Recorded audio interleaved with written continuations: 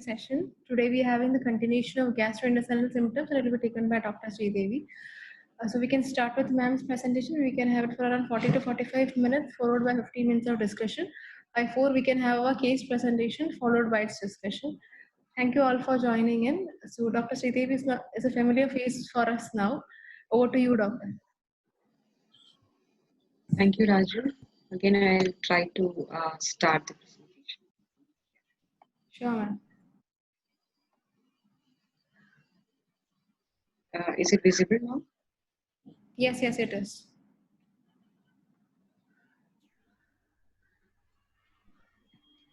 So Dr. Sunil mentioned a little bit about, I'll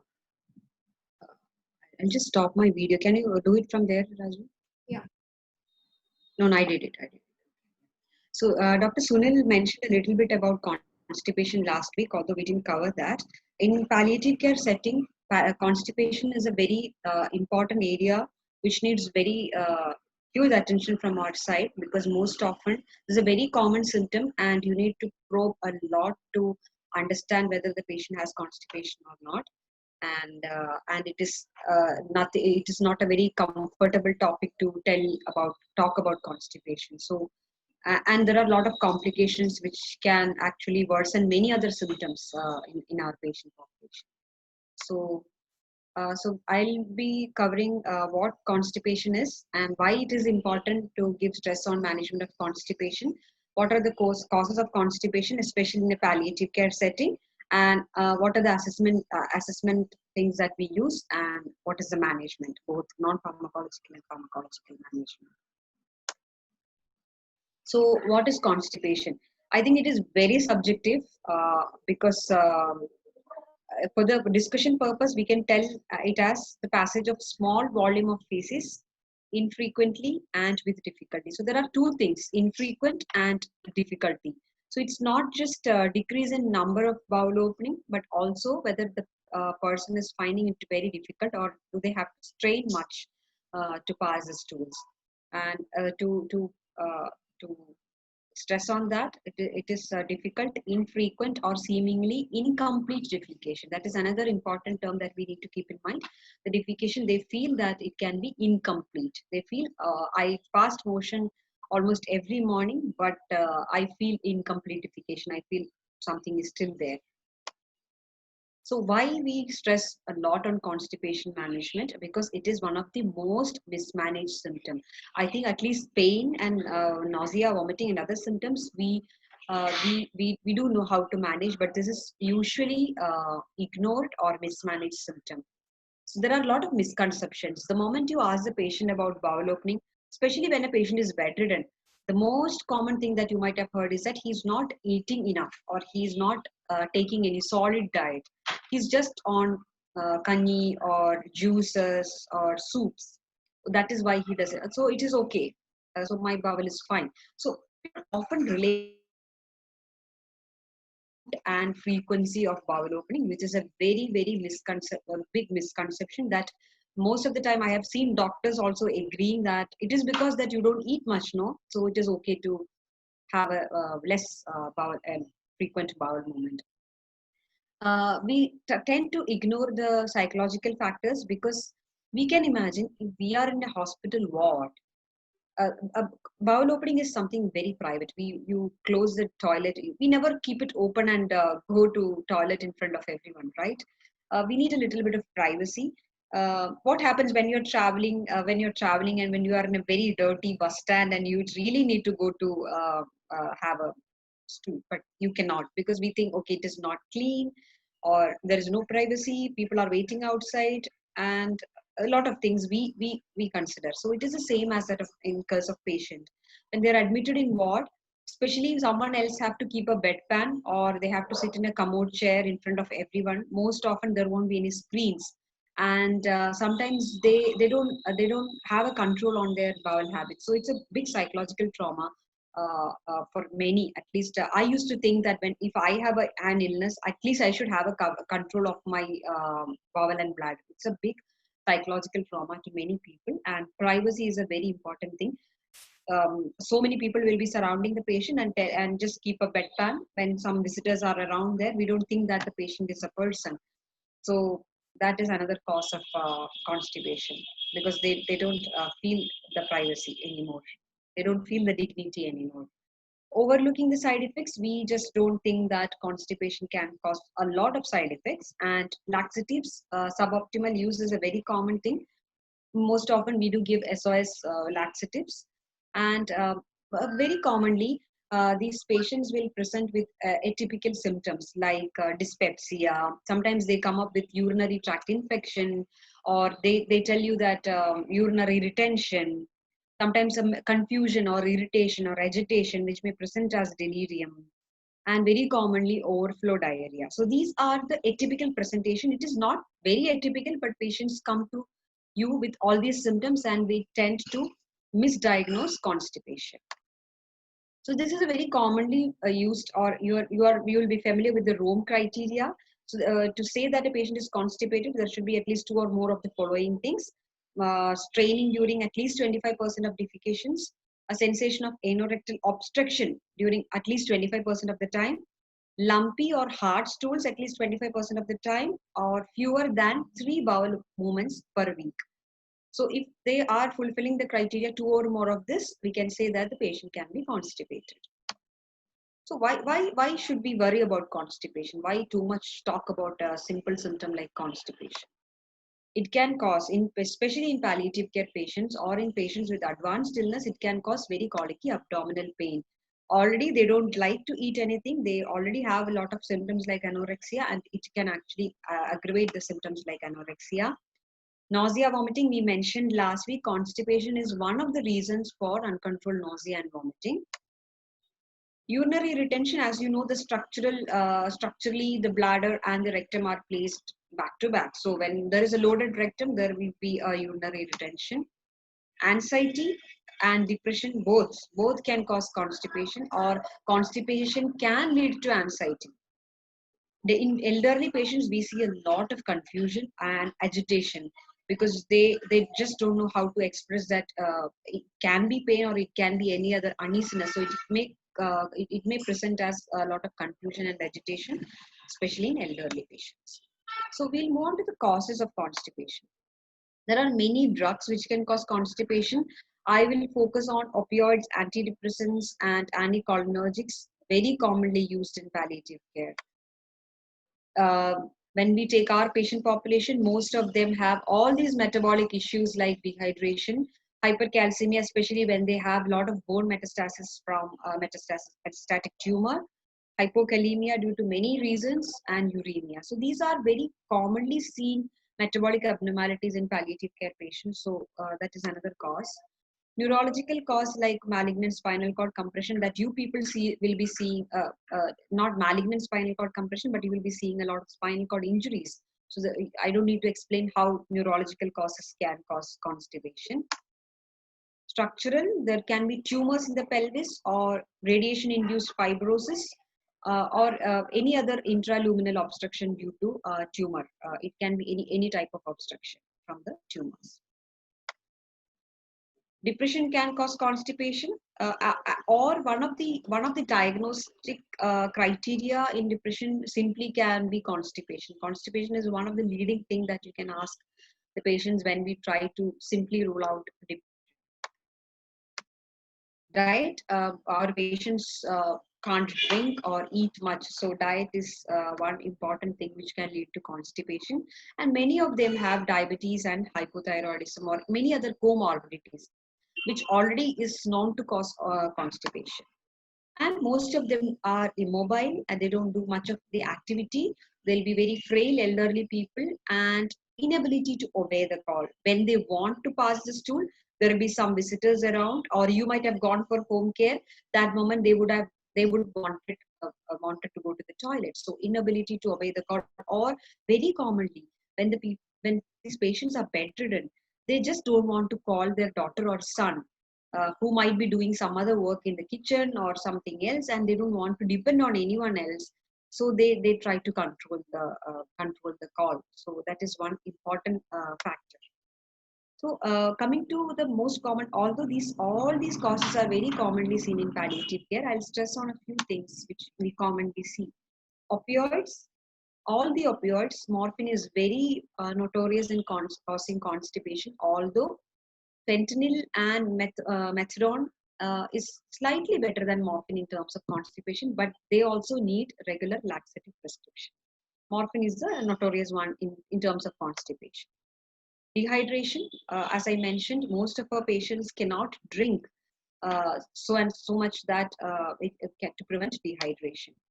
Most of them are immobile or inactive, often bound to bed or at least homebound. So that is another reason. Hypercalcemia is an uh, important uh, thing that we come across, especially with multiple bone metastasis and other issues. As you might be seeing a lot in terms of neurological deficits. That is another reason for constipation. And other drugs, as I mentioned before, just summarizing it into three: anticholinergics, ondansetron and antacids. These are all very commonly used drugs in palliative care. Just waited for the ambulance to pass. So just stressing a little bit on morphine, how it causes constipation. You might have heard about this in when you learned about morphine or step 3 opioids. It decreases the propulsive intestinal activity, it increases the non-propulsive activity, so there is an additional time available for more and more water reabsorption and inhibition of secretomotor neurons. So there is less fluid entering the gut. So there is more water reabsorption and less fluid entering the gut, and it also reduces the sensation of rectal distension. So there is a chance of fecal impaction. Already there is loss of most often seen in elderly people, that there will be a loss of sensation of rectal distension, and when you are on morphine, it increases that the loss of sensation. So there will be fecal impaction. So how do we assess? Daily assessment. You might be seeing, if you are visiting some of the palliative care centers or even our center, every history taking or every assessment includes asking about their bowel movement.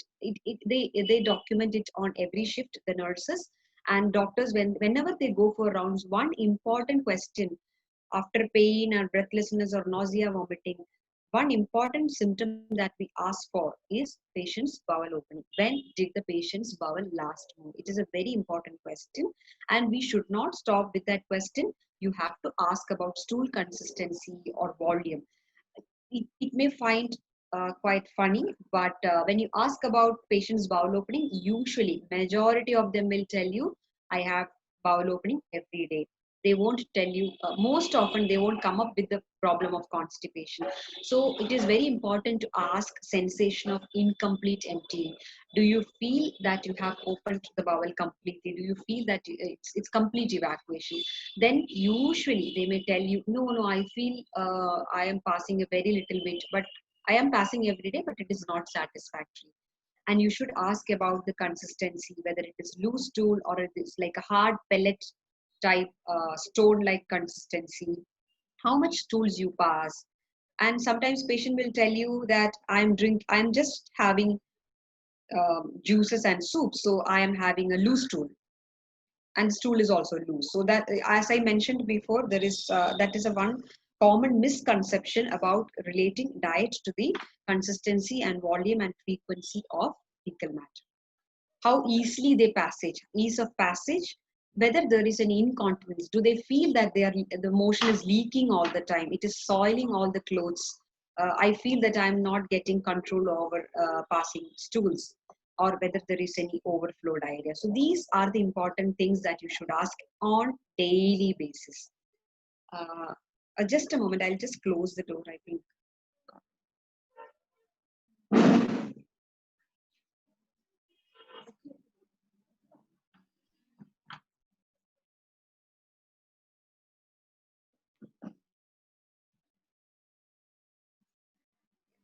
So these are the daily assessment that should be done for constipation. So this is one important chart, Bristol stool chart. You might have seen this chart. It's easy to understand from them. If you show this picture, take the picture in the mobile. It has worked for me many times, because you may be confused what they are explaining, or they might not understand what you are asking.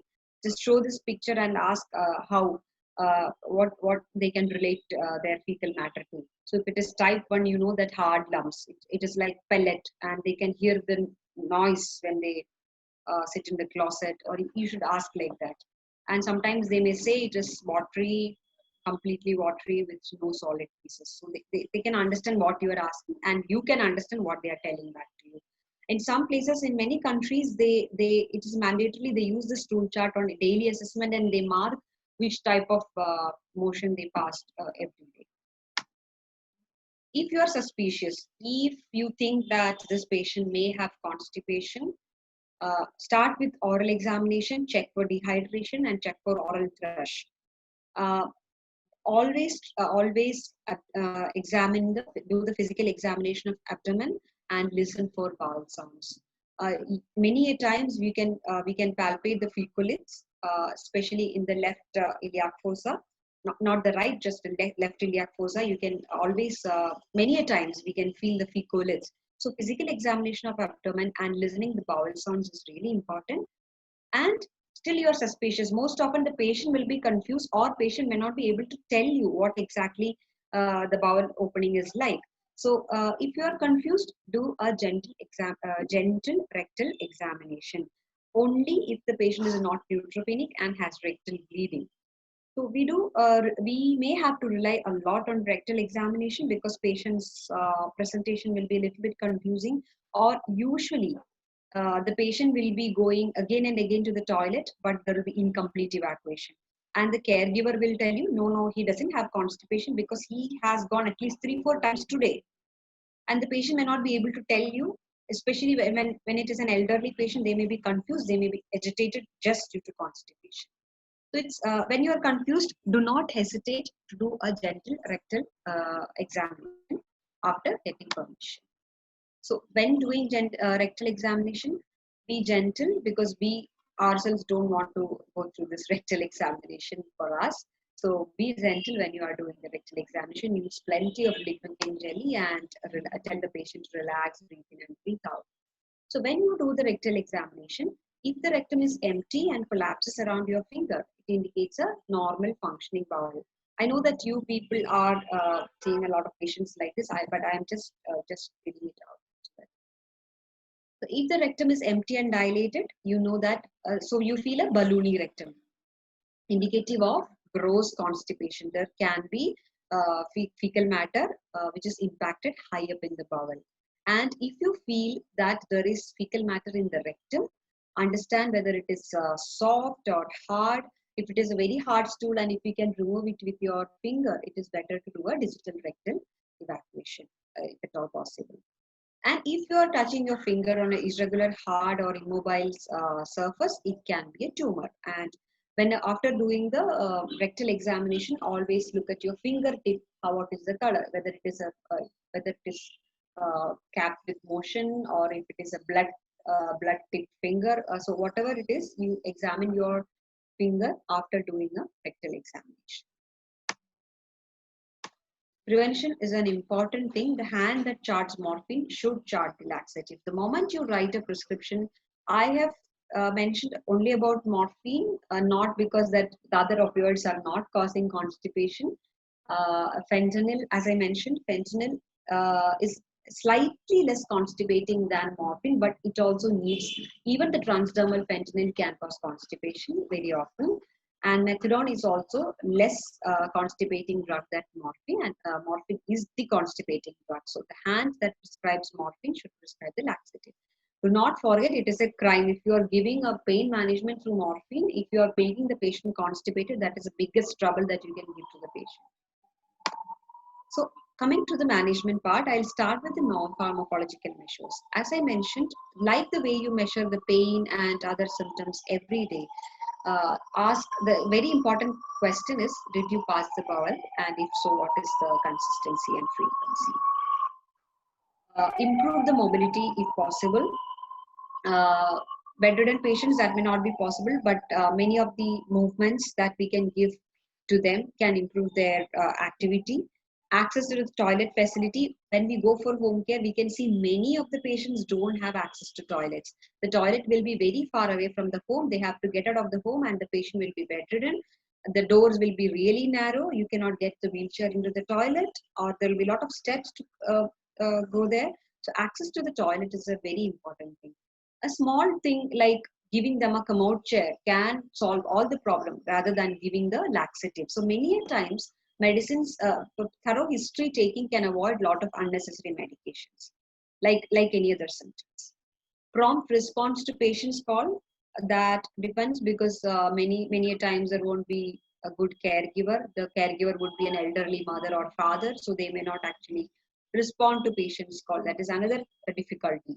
Ensure privacy whenever possible. At least give them a screen when they are about to have a bowel movement. Give them a screen if they are admitted in a hospital. Even at home, the moment you are going back home as a patient who is bedridden, you lose your dignity, you lose your privacy. Your dress will be changed by someone else. Your body will be cleaned when your children are around. So it is not something which we are used to before illness. So giving a privacy and dignity is really important. If possible, good diet and fluid intake, which may not be possible in advanced cancer or any other illness, and attention to any other symptom like bowel obstruction or nausea, vomiting is to be. So broadly, the laxatives are classified into bulk forming laxative, fecal softeners, osmotic laxative, stimulant laxatives. So I've just mentioned the name. I'm not reading out every name. You will get the PPT. I will go to the bulk each drug. Starting with the bulk forming laxative, it is not normally used in palliative care population, because what happens when you have an elderly or debilitated patient, they have to have extra fluids, because the whole purpose is to increase the bulk and thereby in stimulating the peristalsis. So most often the cause for constipation is not this. It is not because they don't have the bulk, and you are actually aggravating the constipation in many palliative care patients. So bulk forming laxative usually increases the fecal mass. So it is not, and they need to drink extra fluids. So it's not normally used in palliative care. Osmotic laxatives like lactulose, non-absorbable sugars, it has an osmotic influence causing water retention in the lumen. So there are chances of causing cramps and nausea in some patients, and sometimes it can cause dehydration. But there are some situations where the lactulose is the indicated laxative in our patient.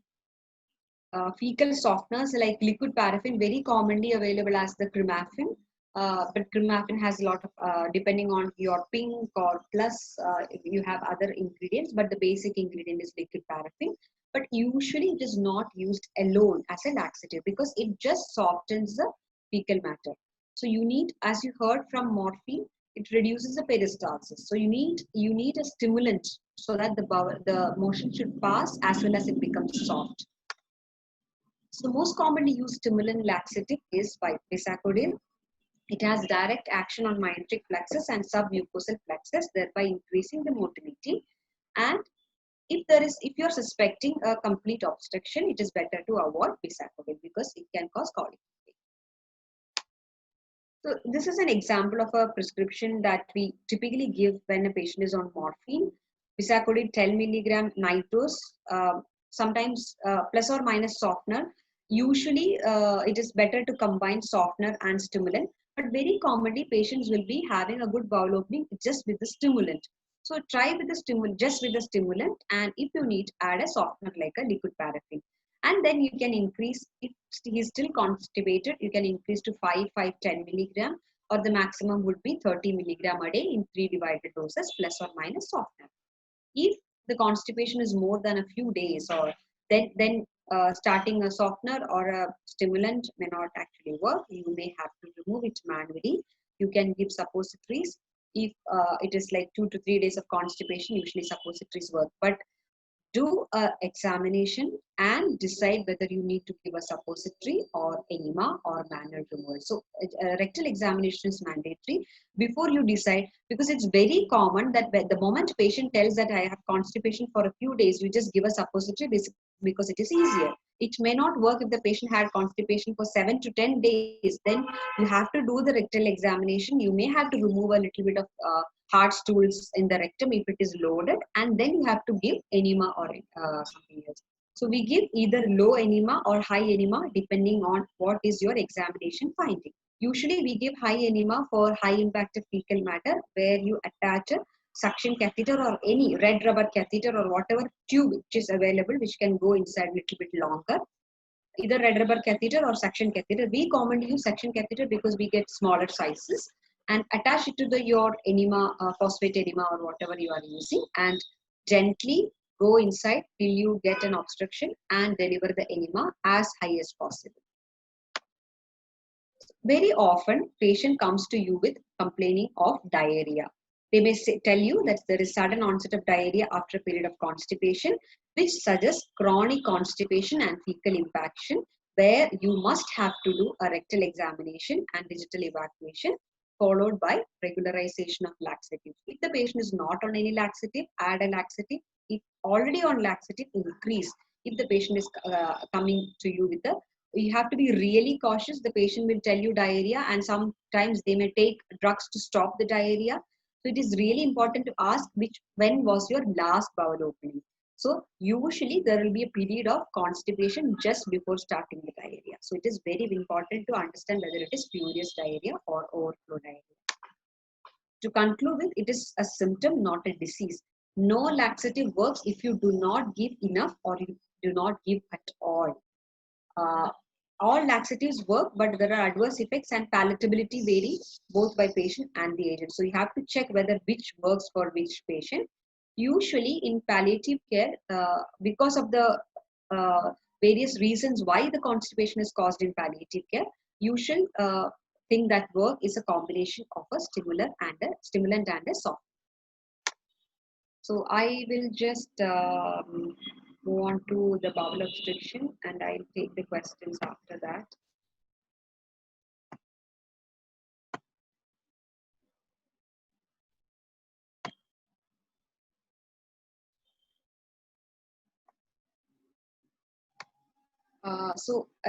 We discuss about bowel obstruction palliative care, where there are many types of bowel obstruction, but for today's discussion purpose, we'll be dealing with signs and symptoms with the radiographic evidence obstructing the transit of GI contents, anything related to cancer and anti-cancer treatment. This is a very difficult area because there is a considerable variation in symptoms, and people present with different kind of symptoms, and there is a difference in approach to management.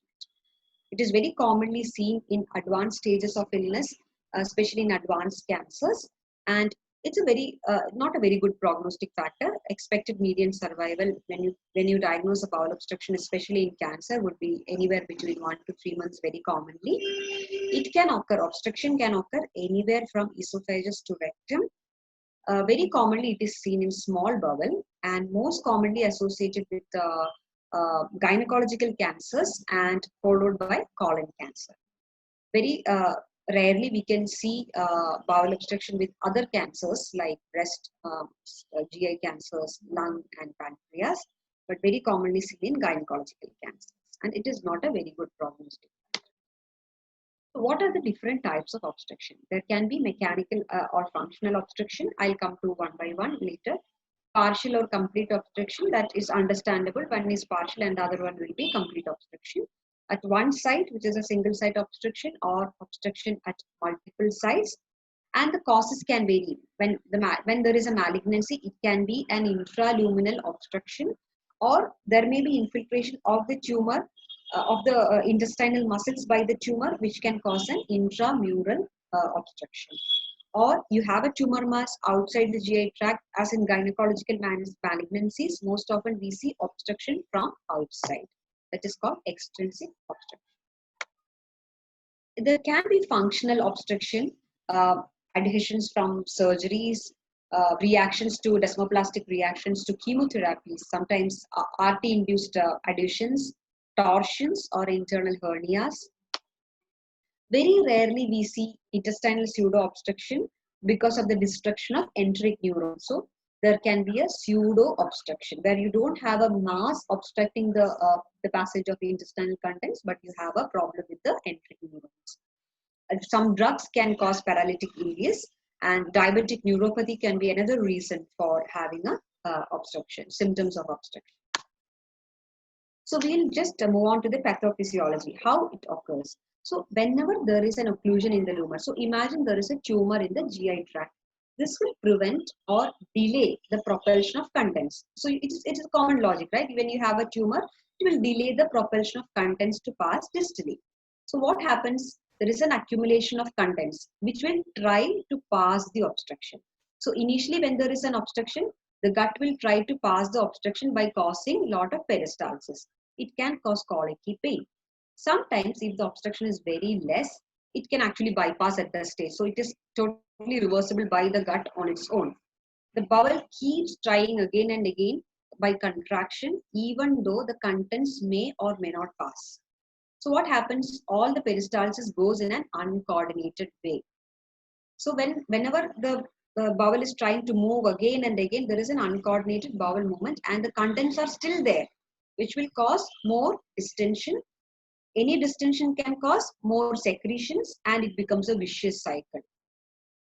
Whenever there is an accumulation of the contents are not passing, it is all obstructed there. There will be increase in bacterial flora, which can cause gas, which can release gas into the intestine, small intestine, which again will cause more distension and pain.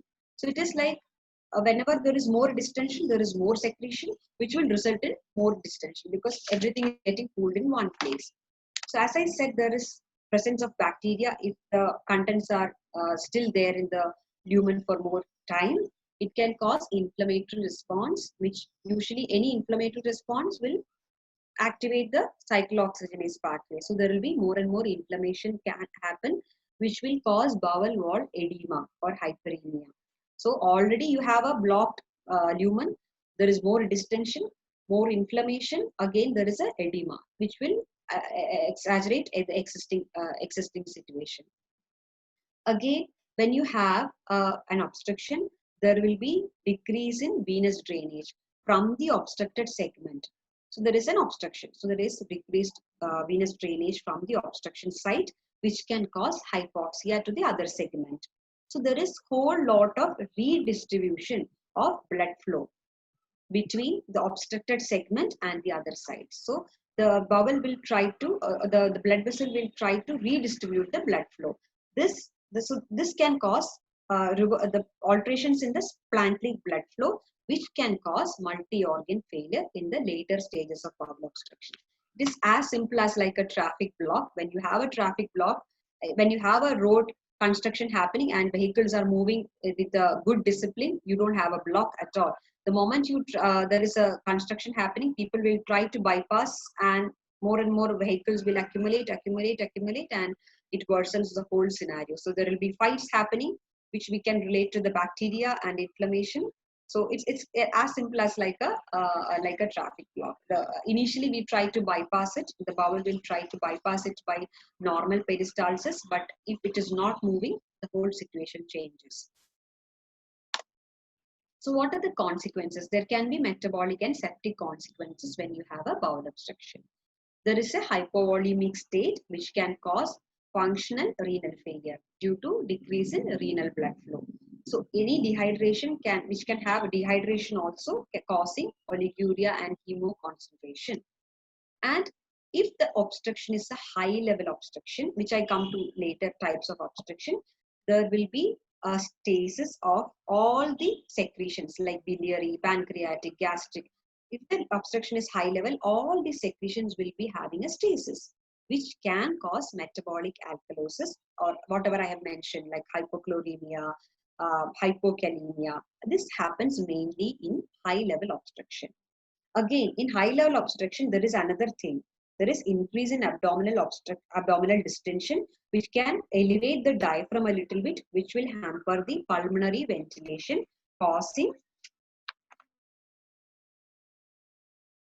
Sorry, there was a disturbance here. Just a moment.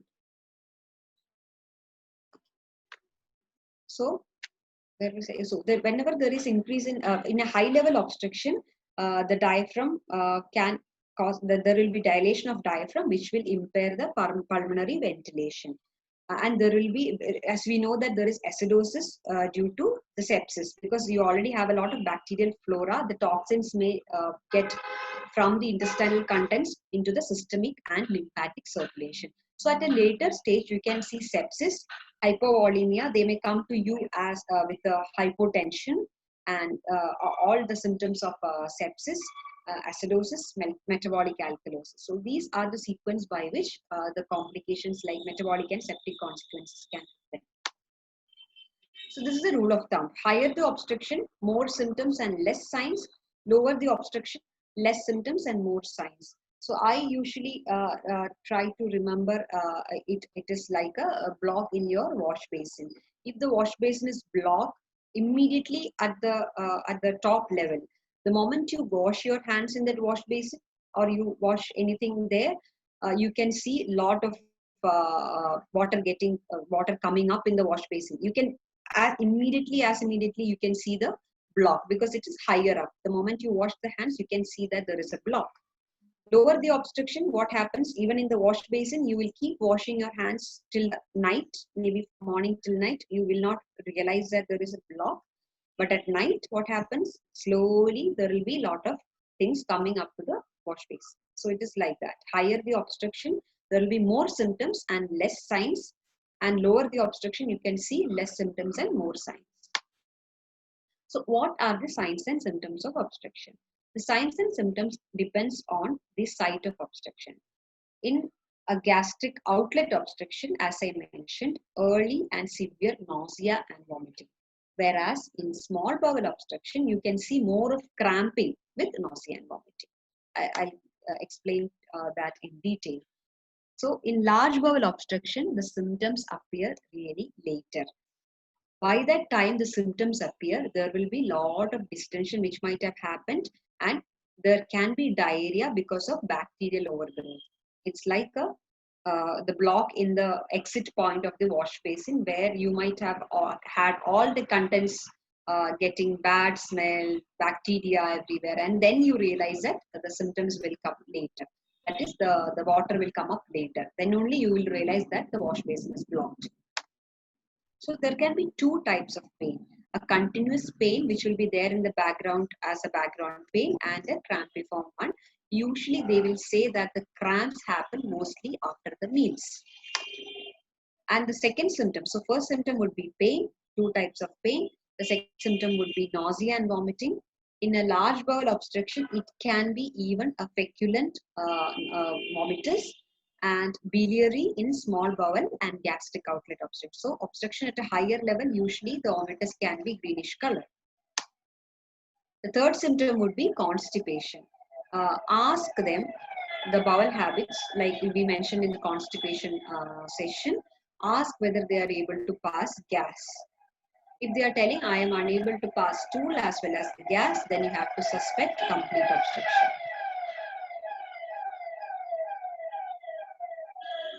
And check for altered bowel sound. So first symptom was pain, followed by nausea and vomiting, and third would be constipation.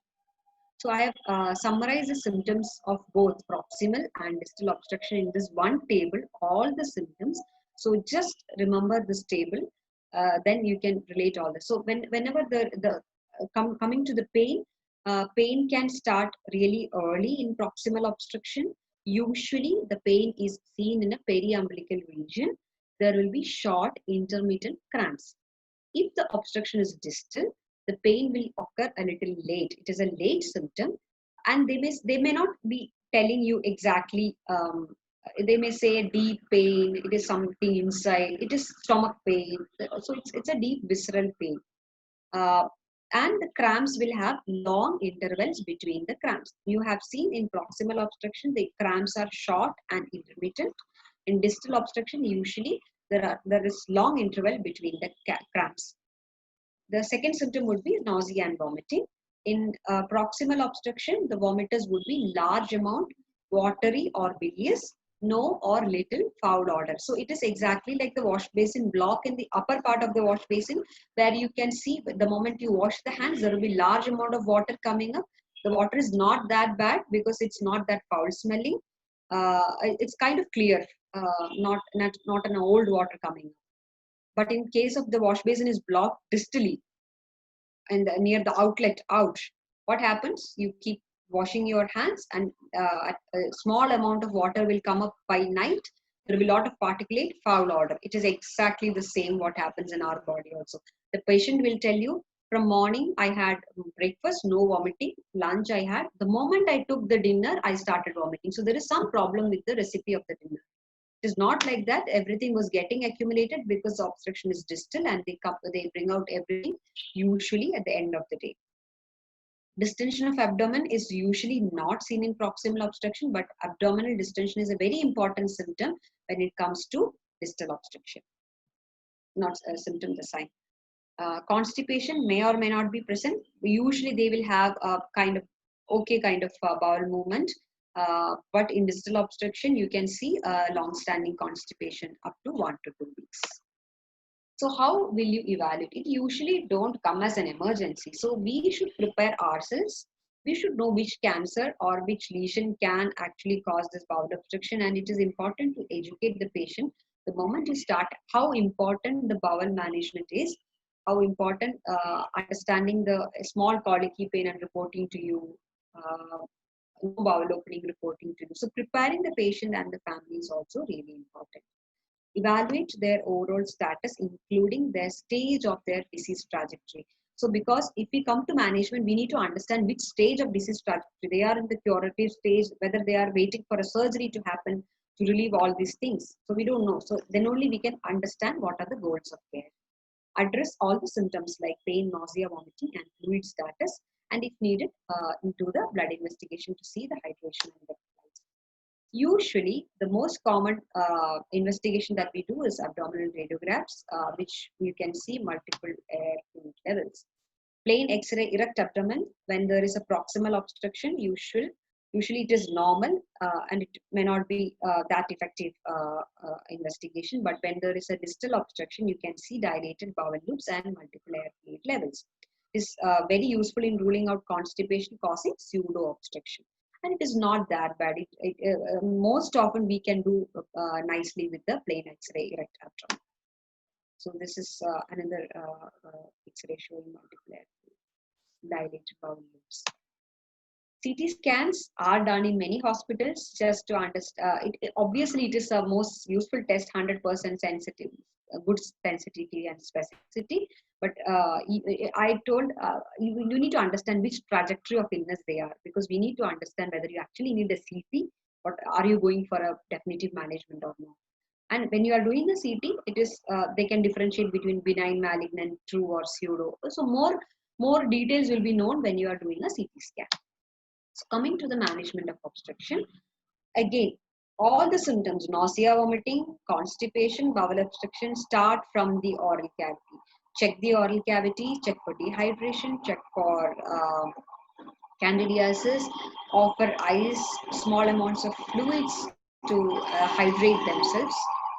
If the patient is dehydrated and not dying, initially we can give IV hydration. If it is not for dehydration correction, for long term, we can always use subcutaneous fluids. Always choose the route of administration, as the patient may be having vomiting and there can be problems with the absorption. So opioids, steroids, and antispasmodics. These are the three mainstay of main drugs in the mainstay treatment of bowel obstruction. Route of opioids, we need to plan according to the symptom of nausea and vomiting and the absorption issue. So the important thing is to reduce the bowel wall edema. So as I mentioned, there will be a peritumor edema as well as the bowel wall edema due to inflammation. So to reduce that peritumor edema as well as the bowel wall edema, we need to give a dose of dexamethasone anywhere between 8 to 16 milligram. This is the commonly used and recommended dose. Subcutaneous, usually we give once a day, as sir mentioned last week. It is usually give as an OD dose any time before 2 p.m. so that you are not interfering with the circadian rhythm. and the patient will be sleepless at night. So once daily dose, or if you want, you can divide it into morning and afternoon dose. If you are giving subcutaneously, if you need more than 2 ml and you want to divide it into 2 times, you can give morning and afternoon dose, but usually not given at night. We usually give a 3-day trial and assess whether the patient has some benefit and decide whether to reduce or taper or to stop or what is the next plan. It depends on the 3-day trial. So once we have reduced the peritumor edema, imagine that you have got a small space to pass the block. So then we use a prokinetic. Make sure that the patient is not on complete obstruction. Ask whether they are able to pass the gas.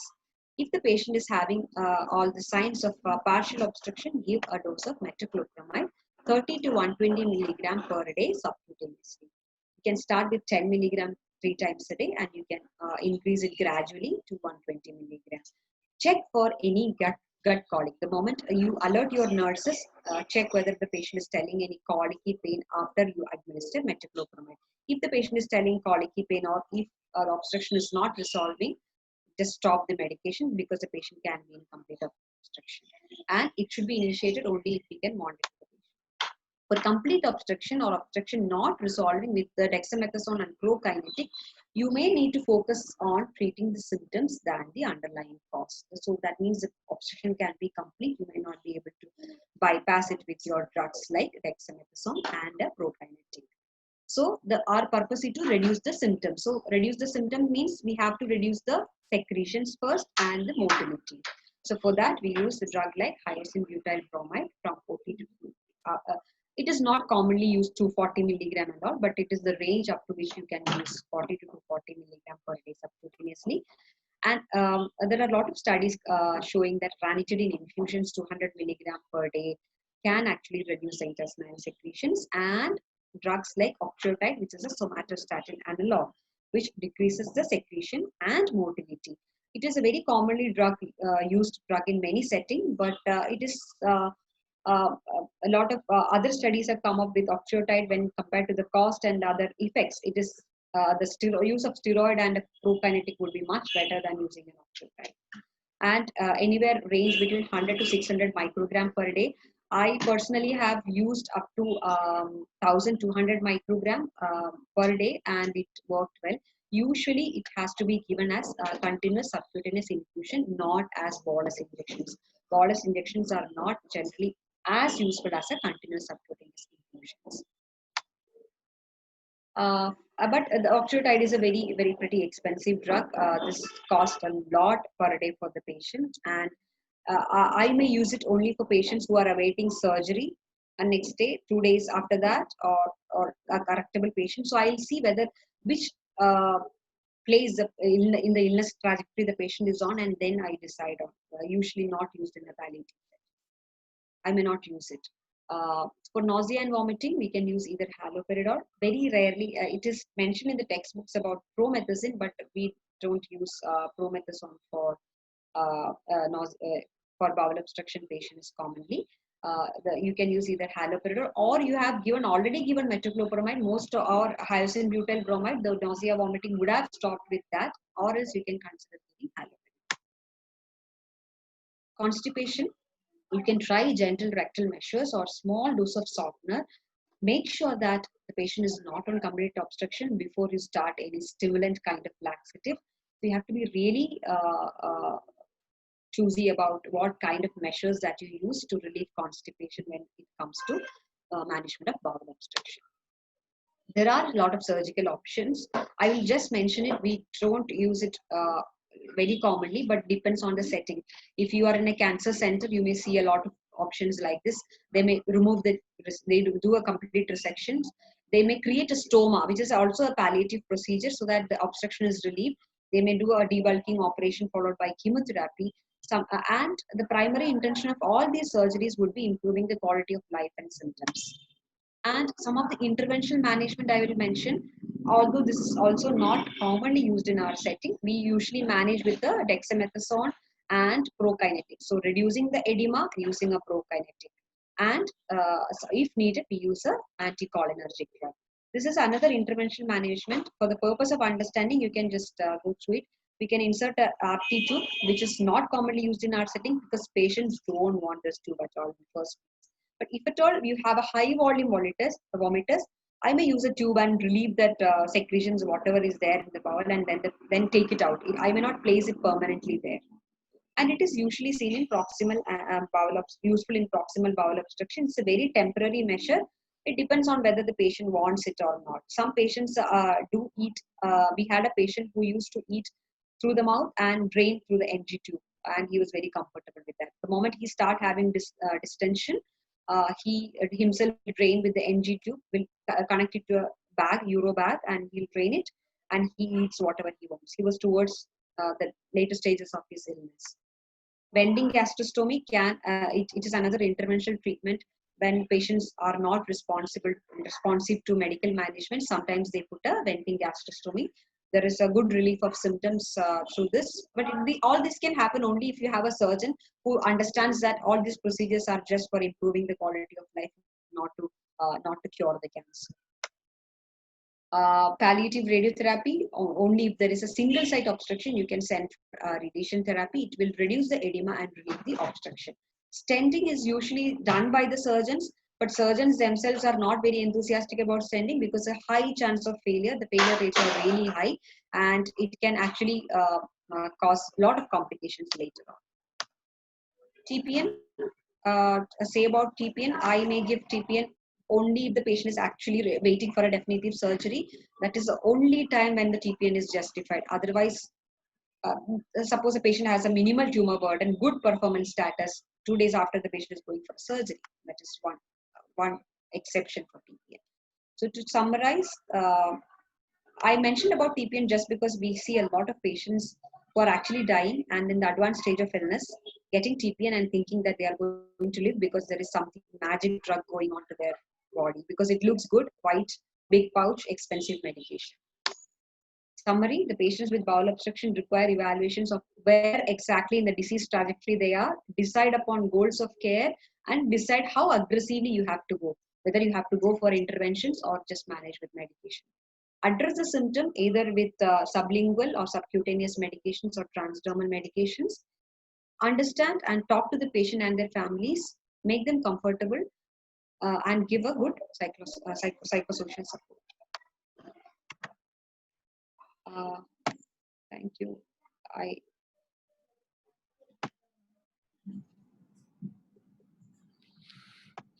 Thank you, Sridevi. So now I would request you to ask questions or your comments. Constipation is one important symptom which all of you have come across and you are managing properly. But I would like to know whether you are dealing with any patients with intestinal obstruction.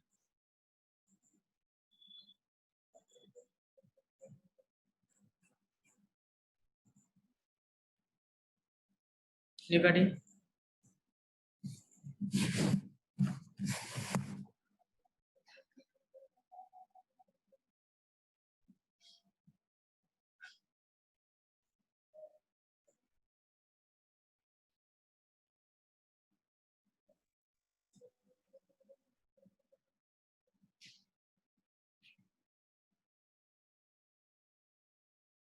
Any comments or your experience with constipation? Anything?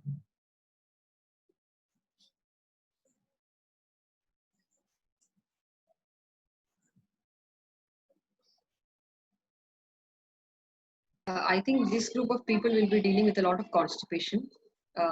Or if you are not dealing with that, means you have not asked because many of the patients with spinal cord injuries come with a lot of issues with the management of bowel.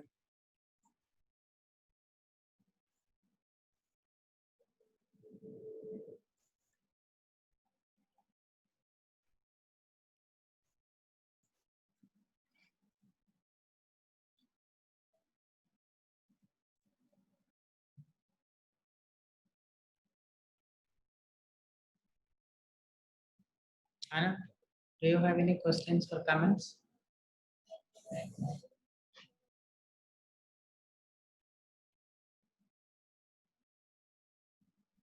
You are not audible.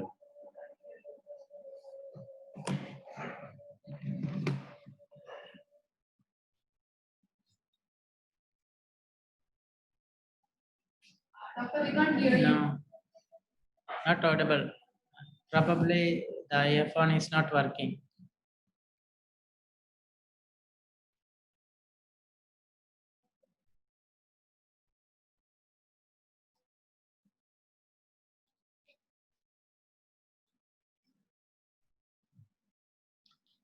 In the meantime, Dr. Jijo, do you have any comments?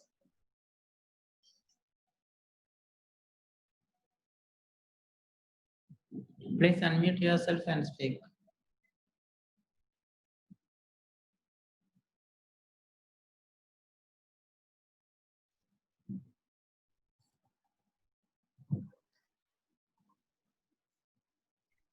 Yeah.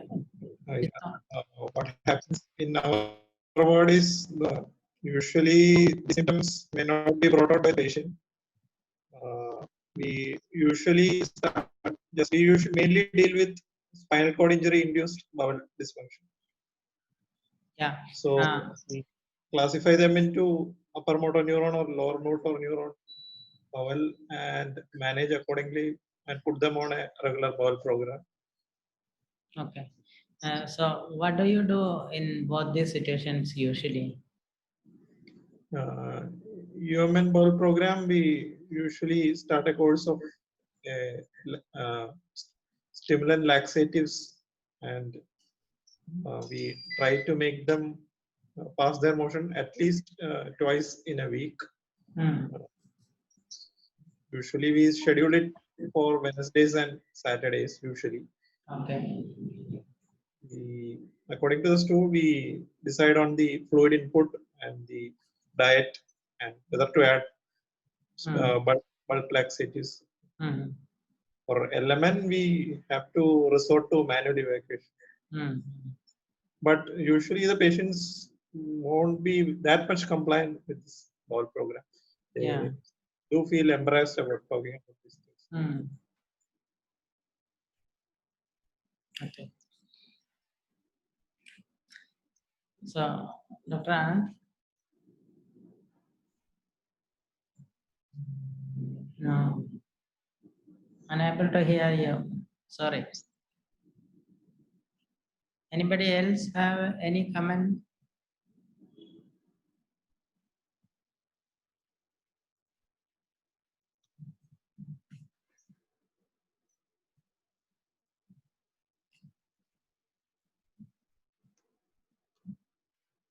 Do you see a lot of urinary infections or retention due to constipation? Because that is even for your spinal cord injury patients.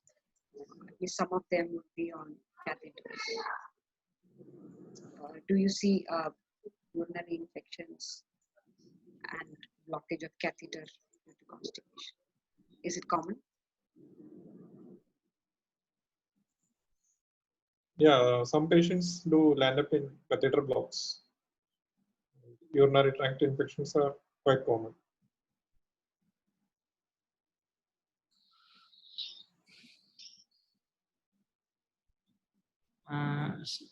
Do you see patients coming with overflow diarrhea? Not much. Sridevi, did you talk about overflow diarrhea? Yes, yes. Okay. Yeah.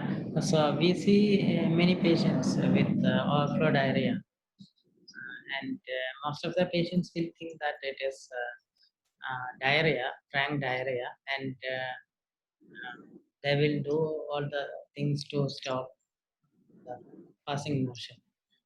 So we do see a lot of such patients because of prolonged constipation. In terms of assessment or assessment of constipation, I always believe do not trust the patient. It is the reverse that of pain. Pain, you just believe what the patient says. It is pain, but in terms of constipation management, do not trust the relatives, or you have to ask. You have to ask right and left about the consistency, the frequency, complete evacuation. first thing, they would be embarrassed to discuss all this in front of the team. And second thing, it's very difficult. The family members find it difficult to manage the bowel when they pass bowel. So it is easier for them when the patient is constipated, and it is easier for them.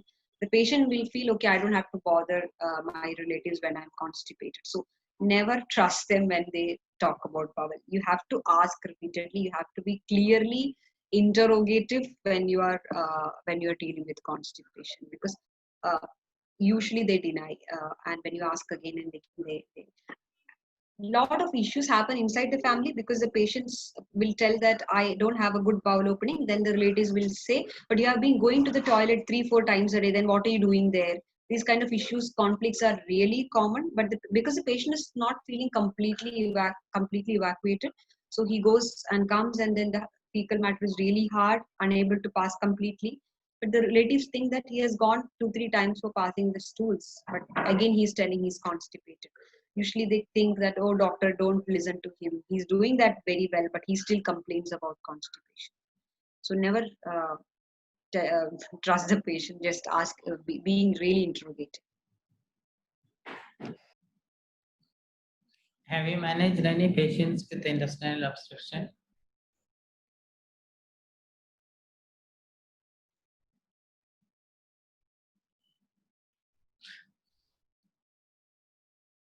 Dr. Sridevi was talking about mainly about conservative management, and in advanced malignancy, conservative management would be the better option than going for surgical options. But sometimes surgery can be done, especially ostomies, colostomy.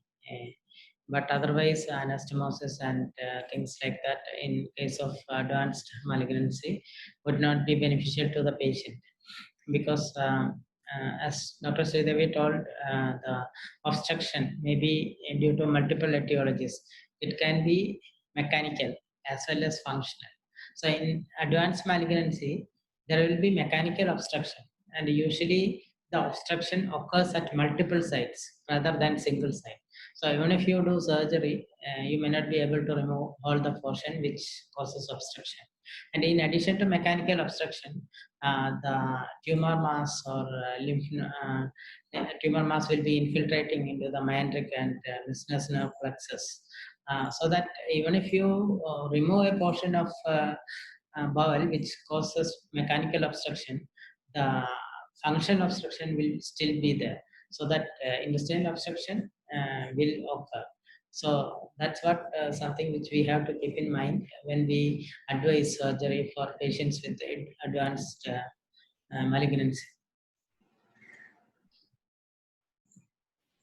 Madam, some patients who have constipation, they have due to constipation, they have anal pain, like kind of spasm, something like that. I don't know. How could we manage this kind of patient? Are we going to give drugs or something like that?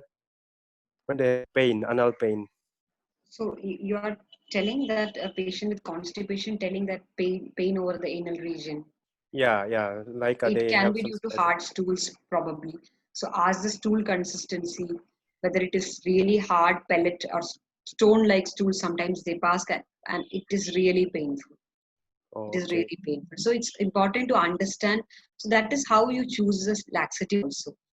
So a patient telling you that I have really hard stool and difficulty to pass, or elderly patient, they cannot strain much, they cannot push much. So you have to have a stimulant there. So understand the stool consistency and frequency. Then if it is because of the hard stools, definitely a softener or a stimulant and a softener. So ask them where you feel difficulty. Is it because of the hard stool? Or sometimes patient will say, the stools are not really hard, but I feel that I cannot push much. It is not moving down. I feel like going, but whenever it is coming out, it is not very hard, but I cannot just push it out. So probably they may need a stimulant they don't need a softener. So understand what is causing that pain. It can be due to hard stool, and then manage accordingly. And if it is due to hard stool, they may need a regular laxative depending on what is causing the constipation. Okay, thank you. I had a patient who was constipated for about 1 month, and this patient came with severe abdominal pain and rectal pain. And on examination, it found that the rectum was loaded, and we manually removed the fecal matter, but it was severely painful. So we had to sedate the patient with midazolam, uh, and it took about 2 to 3 days. And even after that, he had abdominal pain, and even we thought, in addition to constipation, is there anything else? And we also did a ultrasound sonogram, and it was also indicating that patient is constipated. So it is important that we have to give pain relief for patients while Uh, removing the fecal matter. okay.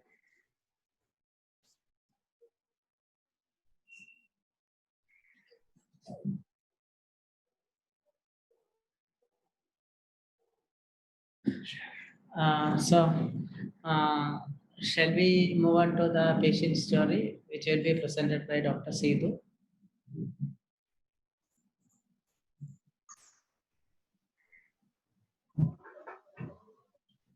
Hello, Yes, am I Dr. Sidhu. audible? Yeah, you are audible. Good afternoon. I am Dr. Sridhu, Junior Resident, Department of PMR, Trivandrum. Next slide. Today I am going to present a case of a 40-year-old male diagnosed with spinal cord injury, traumatic, spastic, incomplete tetraplegia.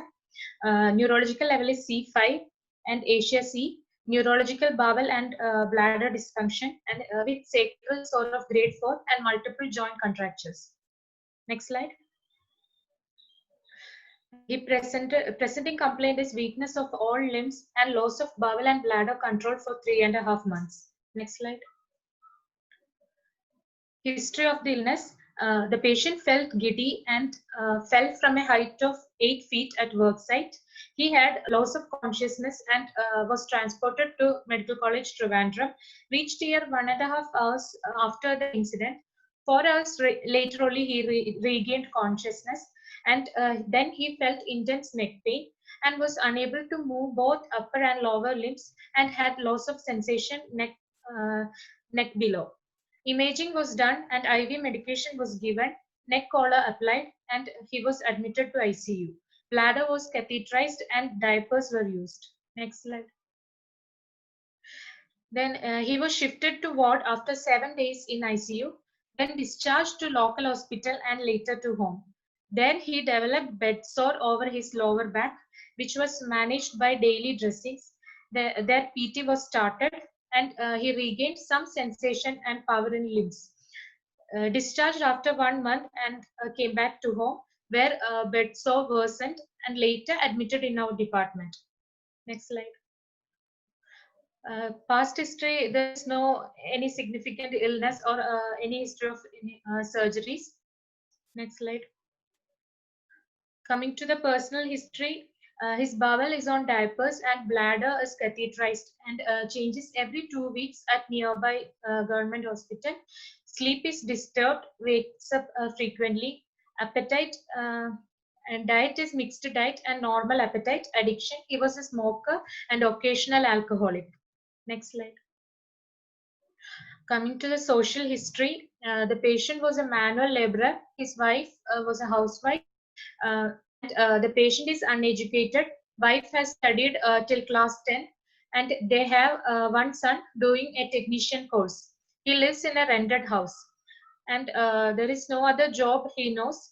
And now the financial support is by the relative. He was the only breadwinner of the family, and his pre-morbid recreation was spending time with friends. He was a religious person. Next slide. Coming to the examination part, vitals were stable, and general examination, he was moderately built and nourished. No evidence of pallor, icterus, cyanosis, clubbing, lymphadenopathy, edema, elevated JVP. Head to foot was normal except sacral sore, and he was on CBD. Coming to the local examination, there was a grade 4 sacral sore of 6 into 4 centimeter with slough. Next slide. Systemic examination, CNS, he was having a depressed mood, and cranial nerves were normal. Upper limb, there was bilateral grade 3 spasticity, lower limb grade 2 spasticity, and upper limb and lower limb grade 2 power. Sensory, light touch and pinprick sensation was impaired from T7. Then deep tendon reflexes 3+ plantar bilateral extensor and BCR was brisk. Range of there was a restriction of range of motion in bilateral shoulders, elbow, knee, wrist, and ankle. Then other systems were found to be normal. Next slide. Functional status, he does not have bed mobility, and supine to sit was dependent, lack of sitting balance, dependent in transfers and other self-care activities. Next slide. Coming to the investigation part, MRI cervical spine shows retrolisthesis of C3 over C4 with severe spinal canal narrowing at this level, cord contusion with edema at C3 level. CT brain shows fracture of frontal sinus and bilateral nasal bone fracture. Blood investigation showed hypoproteinemia, and wound culture and sensitivity showed mixed growth. Next slide. Coming to the treatment part, we started with spinal cord injury rehab program, continued oral antibiotics, diet modification, and PT was started with graded tilt tabling mobilization exercise. Spasticity management was done with oral baclofen stretching exercise. Bladder was continued on CBD. Bowel, we started on bowel program and has occasional accidents. Ambulation, wheelchair ambulation with propulsion by bystander. Next slide. Psychological aspects. He was the major breadwinner of the family. Education of his son was affected. He was a religious person and also used to spend time with friends for recreation. Now his mood is depressed, occasionally refuses food and water. Wife has given up all hope and does not actively participate in the patient care. Next slide. Medications, antibiotic, antispastic, anticholinergics, laxatives. Next slide. Main concerns: managing his mood swings, making his wife cooperative with the treatment program, financial issues in the family and education of the son, may be evicted from the rented house. Next. Summary: 40-year-old male with fall from 8 feet height, sustained cervical spinal cord injury with tetraplegia, which was conservatively managed, has neurological bowel and bladder dysfunction, has developed multiple joint contracture and also grade 4 sacral sore, lacked bed mobility, supine to sit, dependent, and dependent in self-care activities and ambulation. Next slide. Discussion points: managing addiction in palliative patient, managing anger and frustration in palliative patients, managing psychological issues in the spouse of palliative patient. Thank you.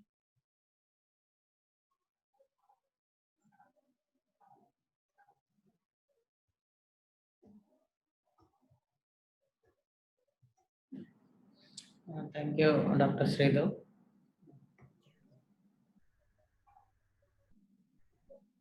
So just want to ask the doctor, this patient fell down 3.5 months back. Yes.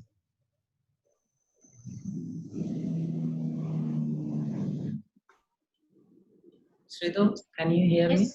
Yes. Yes. 3.5 months back. Yes. Okay. So within this short time, he developed contractures. Yes.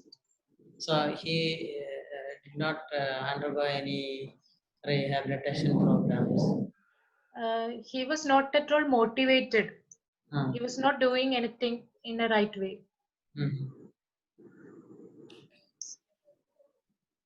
So was he admitted immediately after the fall, or did he came to you after some time? He came to us after some time. Okay. Okay. So Sridhu want to discuss about how to manage addictions. and managing anger and frustration in palliative care, and psychological issues. So, Sridhu, have you seen any patients addictions? What was there any addictions in this patient? Alcoholic. He was an alcoholic and a smoker. Hmm. Okay. So, anybody from this group can discuss any points that Dr. Sridhu has brought out?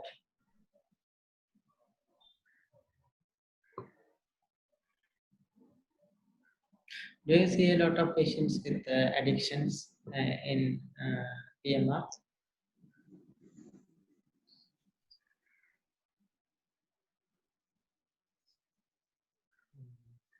Yeah, sometimes not many, but sometimes we see mainly alcoholic and smokers. Yeah, they are.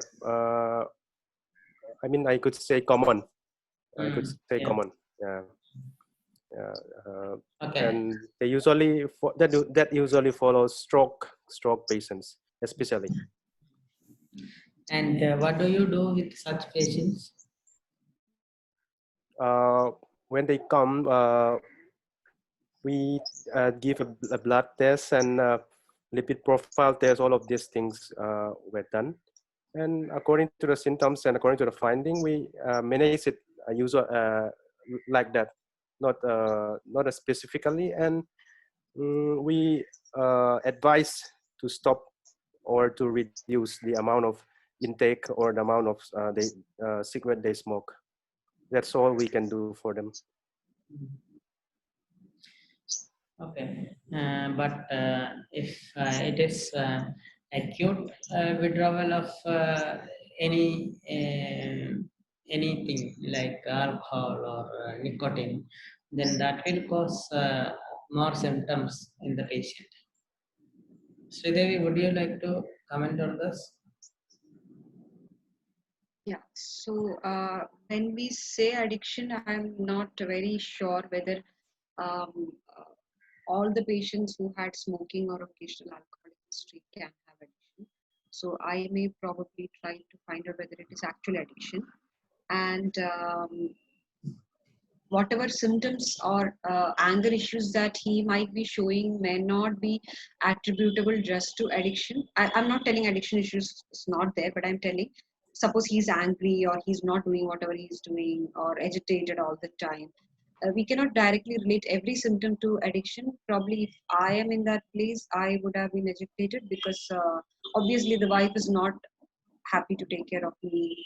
My son has lost his education and I cannot earn for the family. So I think that aspect would overwhelm me than not getting cigarettes or alcohol. Or what can be the, do you use any questionnaire to understand whether the patient has addiction or not? So one of the most commonly used one and very easy to use one is the CAGE questionnaire, CAGE, CAGE questionnaire. So it's easier. So you will understand whether it is actually addiction which warrants treatment or not. Not all the anger or the frustration issues can be due to addiction. It's not uncommon, but this is one thing which I would do. Sorry for the background noise, some construction happening upstairs. So that is one thing which I want to point out. Use a CAGE questionnaire if you really want to check. So are we just answering that addiction question, right, sir? You just asked about. Yeah, okay. So we see some patients with addiction, but we usually don't manage this alcohol or nicotine addiction. And if we want to take help, we will get it from the psychiatric colleagues. We usually don't manage addictions, but we sometimes come across some patients with maybe opioid addiction, but it is very, very rare. But sometimes it can happen. But whether it is addiction, if you look at the definition, there are two types addiction is sometimes a misnomer, and some people understand uh, the physical dependence uh, for addiction. Physical dependence is something which is not real addiction. Psychological dependence is known as addiction. So, if a person has a physical dependence, that means if you withdraw that drug, when you give that drug for a long time, and if you suddenly withdraw, then the body will show some symptoms which are known as withdrawal symptoms or physical dependence. But if the person has psychological dependence, the person will have, it will be when you withdraw the medication, there will be some problems, but the person will also try to get it by somehow. Suppose you are taking tea or coffee in the morning, and you are getting coffee for a long time, maybe for 2 to 3 years, and one day morning it is not available. You will feel, oh, I didn't get coffee today morning. You may yawn. You may feel some irritation uh, and some physical problems. That is physical dependence. But if you break into the next house where there is coffee powder and sugar is stored, then that is the real addiction or psychological dependence. So that's the difference between the two.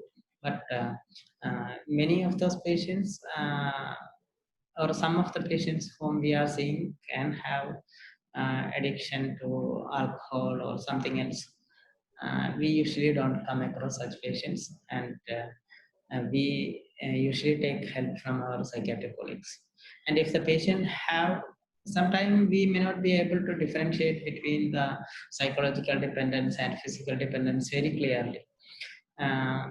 But if we suspect some patients have psychological dependence to opioids, then we step down the dose of opioid. Suppose the patient is on morphine, so many milligrams, we will come down by 1/3 for a few days, and then gradually reduce and stop. That's how we do in such patients. But managing real psychological dependence needs more skill. Some patients may become violent, so needs more help. And anger and frustration, it usually occurs in patients with advanced diseases, or whenever they have sudden problems, like maybe diagnosing something else, diagnosing a metastasis in a patient with malignancy. So they can be angry to sometimes it may be the patient may tell you that it is because of that doctor. He didn't diagnose. I had pain and he did not take the X-ray or something. So, or sometimes it may be because, or it may be directed towards you. So, when you manage anger, first of all, we have to listen to the patient, uh, what they want to tell us, and we need not interrupt. So we have to hear what they want to tell, and after hearing, we can empathize with the patient. I see that you are very much angry because of this incident. So they will tell more about that, the cause of angriness, or you can explore. The next step is explore the reasons for why you are angry. And once you found out the reasons or causes of anger, sometimes there are something which you may be able to solve, and sometimes you may not be able to solve anything. So um, the most important thing is you have to listen to the patient or to the person. So that's what, and empathize with the patient, then explore the reasons and solve the reasons if possible. Don't give false or premature reassurance.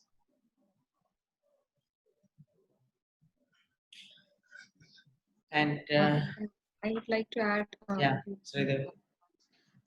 regarding this management of anger. Giving as much as independence as possible would be some a good way to manage all these many of these issues. Uh, as I mentioned, the addiction may not be a real addiction. I was smoking cigarettes from my own pocket or whatever. Now I have to ask someone. I am to get a cigarette or to get a cup of water. So one patient have actually told me that.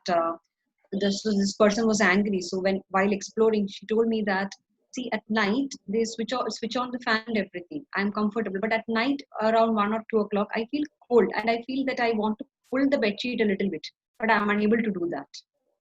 So that means I need to call someone, wake them up in the middle of the night, and tell them to put the bed sheet rightly. So that puts me in a lot of trouble. And sometimes when the remote is placed near her, so she has limited stretch mobility of her hand.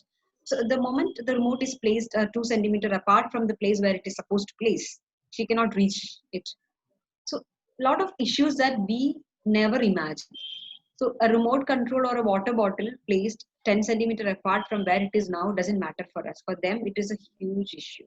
I have to depend on someone just to take the remote control. So I prefer not to watch the TV, and then they become angry because I am unable to do whatever I want to do. So one thing is to give as independence as possible, as you mentioned, getting up from the bed with support, unable to supine to because of the bed sore, of course, but I think like our physiotherapy team does small things like putting some rope so that they can just hold it and they can turn on their own at home.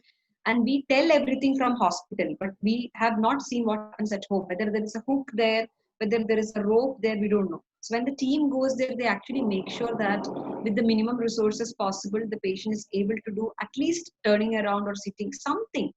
A very small thing on their own matters a lot for them. So okay, I could turn onto left side without anyone's support. A very small thing. So that matters a lot for them. And as Sir mentioned in one of the sessions, I think last session about rehabilitation, vocational rehabilitation has worked wonderfully for many of the patients because they feel useful for the family, and family will start valuing this person because this person is making some money or doing something. He's not lying on the bed all the time with a foul smelling. And you can imagine in their socioeconomic status having such a big bed sore. It's really, even in the educated high income group, we find it terrible to manage bed sore of cared for with foul smelling wound at home. So, really important to sit and talk to the patient separately and the wife. Why she is not interested. Caregiver burden is a big issue.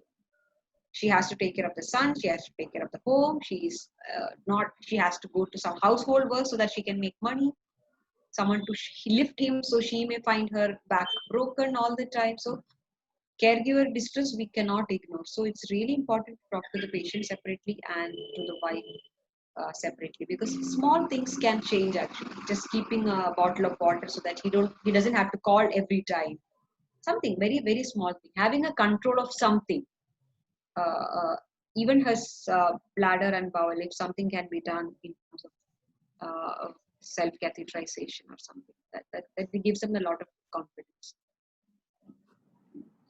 Yeah. In other words, what Sridevi told us, setting goals. So I know that you are already doing this, setting goals for each and every patient.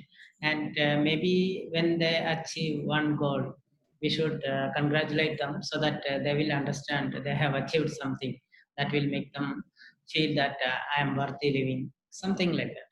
So setting goals and celebrating it is another way to engage such patients. And how do you manage psychological issues in the spouses of palliative patients? Sridevi, would you like to?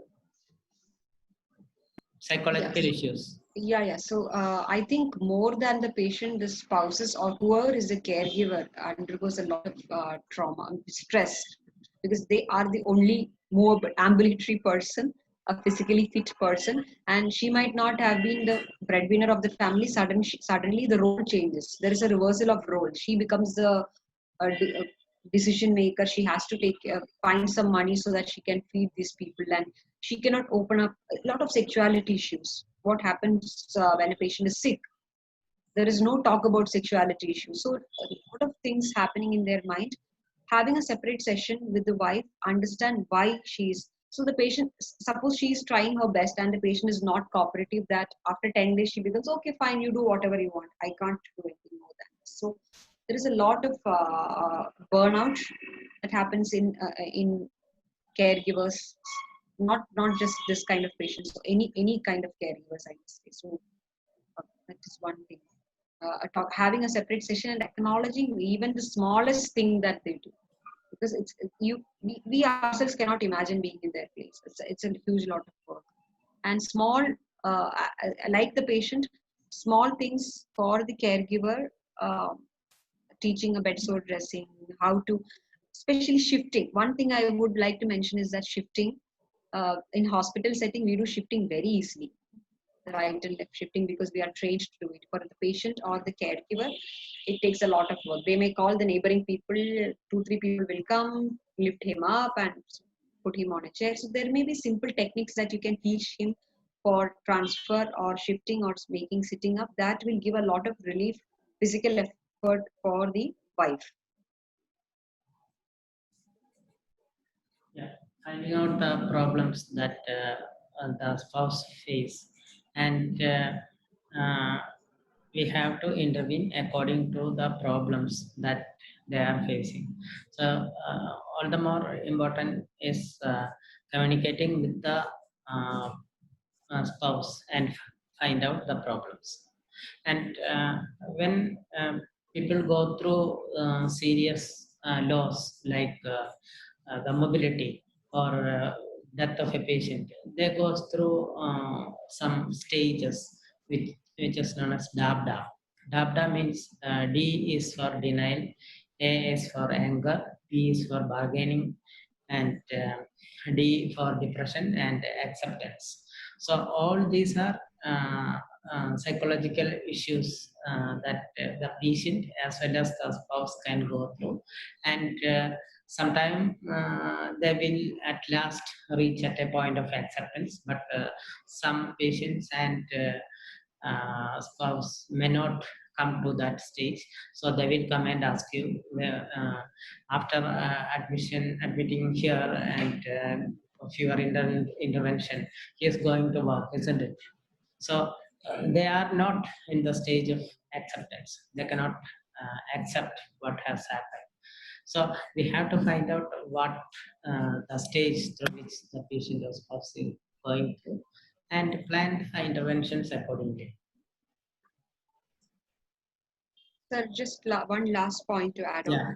We literally had a patient who was paraplegic and who had a bed sore, totally angry towards every staff member talking to him, everyone around him. The only symptom he had was anger, and we had our psychiatrist talk to him, and he had severe depression, and she started the treatment, and he started responding to the treatment. The whole behavior changed. He became really blended with the family. He was away from family for many years, and his behavior towards the staff changed. He started becoming ambulatory. He started cursing everyone. So sometimes it's really important to look for clinical depression, and treatment of clinical depression may change a lot. It actually happened, totally changed the whole the steaming situation, because the moment the patient is angry to us, we feel angry. Okay, we are looking after him and still he is angry. The moment you do the bed sore, he starts angry. This is just because of your dressing, and I ended up like this. So every time you are being cursed. So we thought, okay, this anger is disproportionate actually. So we found out that he had depression, he had sleep issues, a lot of the other things which show that he had a clinical depression. So the treatment of depression made a lot of change in his life. Sir, you would remember that. Yeah, so I think our time is up. We have to wind up the session. Do you have exams now? Yes. Any exams going on for anybody? Not currently, but the university exams are planned at this month. Mhm. Okay. So I just want to tell you that only one of you have submitted the assignment. I request all of you to go through the assignments and submit it. So I know it is the tough time because of your exams, but please try to do that. And before you leave, can you just give us the feedback? Yeah, and there is a feedback link you can see. Thank you, Sridevi, and thank you, Sridhu, for being with us today. Thank you all for your Thank you, everyone. participation. Thank you, sir.